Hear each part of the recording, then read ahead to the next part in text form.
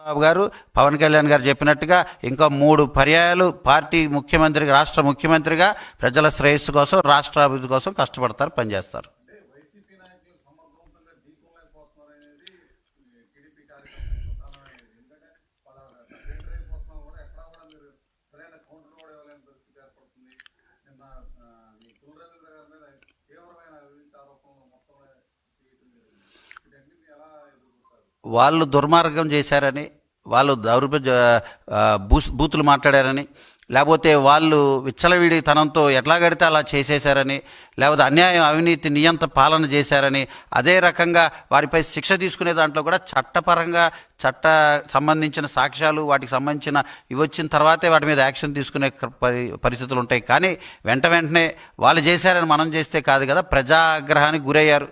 వారు చేసినటన్నిటికీ ప్రజాగ్రహానికి గురయ్యారు. దానికి తగ్గట్టుగానే వాళ్ళు 11 సీట్లకే పరిమితమయ్యారు.